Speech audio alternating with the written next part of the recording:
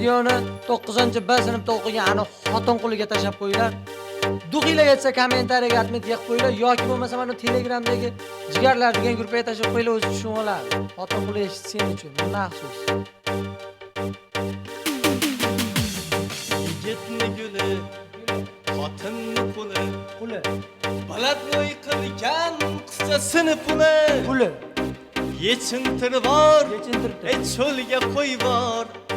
Mana shunda bilinadi o'g'il bola. Yechintirib bor, cho'lga qo'y bor.